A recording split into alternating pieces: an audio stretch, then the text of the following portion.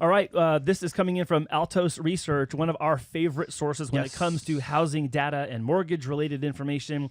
Posted by HOUSINGWIRE, the housing market finishes strong in 2023. The last week of 2023 data for the U.S. real estate market is in, and it may surprise you, but pretty much all the signals for housing in 2024 are pointing to growth already. So inventory was steadily increasing. Home prices were inching up in a lot of areas. You had home sales volumes also start to increase. Inventory ended higher, and new homes under contract. 2024, the year of more. But freak out, 2020 more. 2020 more. That's 2020 right. more. This is really hard to tell people that have just been screaming from the mountaintop, crash is coming, prices are going to plummet, this and that. Like, it's so hard. I understand the argument, and I want to like honestly and candidly admit that I understand what you're referencing, what you're looking at, what you're saying is coming on the horizon, why it's happening. I get your opinion, and I understand exactly why it is you guys say those things, you comment those things. That's between you and us talking about these things. Yeah. A lot of people don't even look at this. They're like, I want to buy a house, go buy a house. Exactly. You know, I need gas, go buy gas. I want burger, go buy burger. And so there's that like visceral, natural, I want to go and do this. And people just do no matter what this stuff says.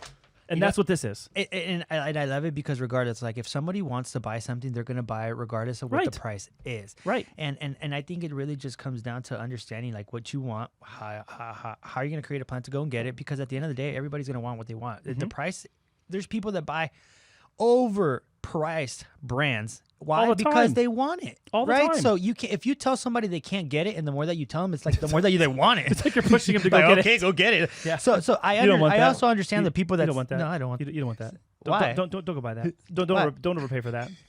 See, you say you don't want that, and I was already like, what don't I want? I was like, what are you talking about?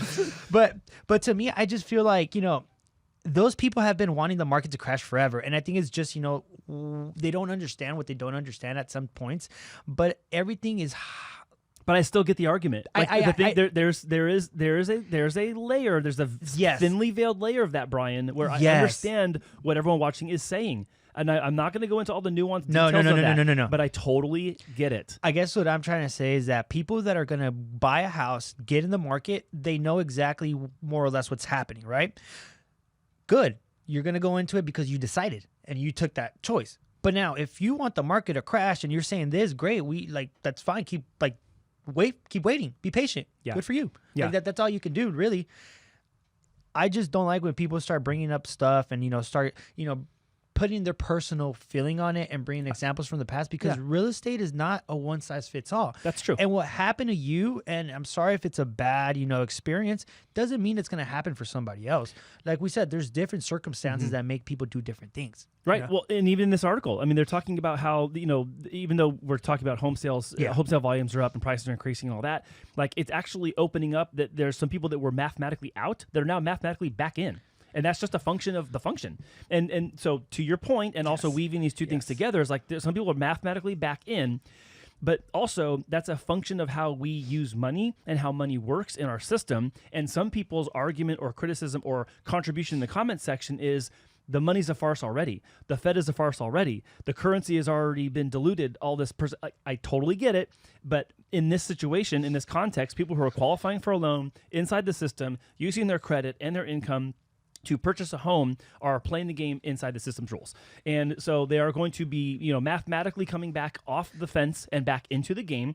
That's literally what I wrote down. Yeah, they're gonna. It's like sending another player on the field. Here they come, and number 12, Brian Landeros to buy his next. I'm back. Yeah. So no, and that's literally what I wrote. With rates dropping even 1%, that can bring someone back into the market.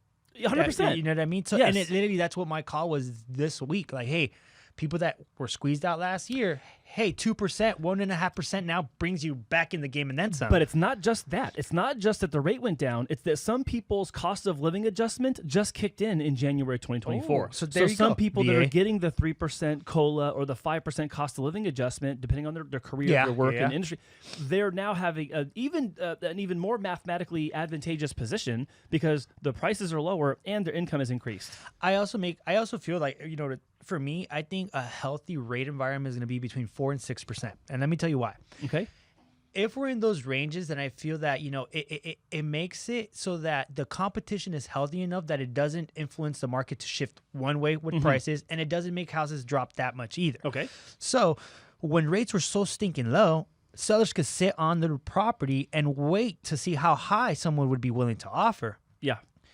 As more inventory floods the market, there's going to be less increase of prices because now there's going to be more options for people. Kind of equalizing it. Exactly. Okay. So if we're in a market where 4 to 6% on the low 4%, some people with, combined dual credit, maybe hitting six figures or just about there could possibly squeeze in or, make it feasible enough through a good negotiation to be able to get into a house comfortably.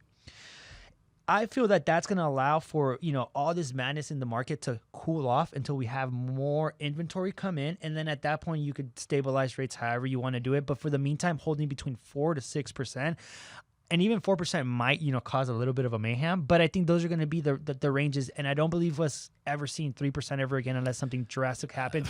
Because look at all the repercussions that we're now dealing with. Right. And not just because this is now the test. And we are in the second half of the test. And then not just in the economy, but in the way that people's, habits are, the way that they move, the way that they are, the way that they spend money, the way that they save, the way that they look at things. Everything changed so much that the buyer almost has a different mentality. So we have to get used to what the new norm is. That behavior has changed, and even just generation by generation, you're having a new generation of buyers come into the market or looking to get into the market that we're going to get to when we close the show later.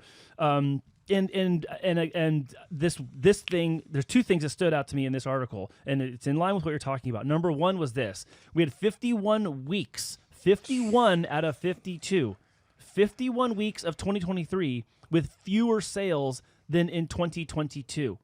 So if you are having 51 out of 52 weeks with fewer sales than the prior year, and you're ending the year with inventory being higher and more new homes under contract, that means that 2022, you now will be almost 100% lock as the bottom for number of units sold.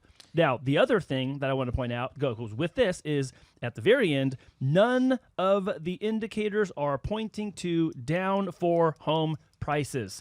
Don't listen to me. Listen to Altos Research. If you're mad at me for reading Altos Research, also please make a comment in their videos.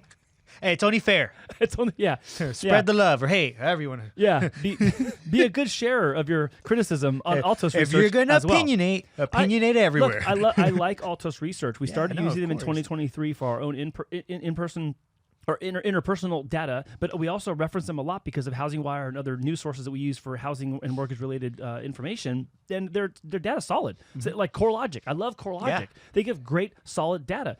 And it's hard to run from that because behind all this data are people that made choices, and behind those choices are decisions and behaviors that drive those decisions. So these are people taking action. Go there. These people are taking action on what they want for whatever the reason is, or for whatever life situation that's upon them, that they're doing or not doing certain things. And all these numbers are derived from that. Now, if all these numbers are a lie, fine. That's a different conversation with Andy. But if they are true and that all these are closings and they're on public record, then we can't sit here and argue about whether it's true or not. We have to talk about what's that mean. And that's why I feel like it's black or white. You see the data, you see past data, you see what's happening. I mean, we don't have a crystal ball. But if you have some sort of logic, you can follow the pattern of what's happening. These tell you things. Inventory's up. Home prices are inching up. Volumes of sales are going up. No, it's going to crash. New homes are under contract. No, it's going to crash. And price reductions are now in a normal range. We didn't talk about that part. So price reductions are in a normal range. From a boot on the ground's point of view, we're starting to see offers get accepted at asking price, or offers get accepted under asking price. Why? Because the sellers are like, hey, now I can't get greedy in an environment where, it doesn't suit. Rates aren't so low that nobody cares about the price anymore. Right. People are double checking how much that monthly is. They're going to check how much each dollar is going to whatever they're paying. And if it doesn't make sense, they're not going to buy. Right. So for sellers that are, trying to sell for top dollar that should have sold 2 years ago, hey, now you're in the wrong market. You have to get used to what's happening. And I like that they use the word normal because it establishes that there's a standard. Yes. And the standard for price reductions that they call normal is between 30 and 35% of the homes on the market. Now, some people would go, oh my God, 10% of the homes on the market took a price cut? By the way, price cut could be $10. That still qualifies as a price cut. Price improvements. It's not like, a price reduction has to be more than 1% of the sale price. No. Reduction, whatever it was. A reduction of any amount. Yeah. So for me to know that normal is 30 to 35% of homes on the market, that a third, that's a lot still. Like numerically, just volume-wise of units, Math. that's still a lot.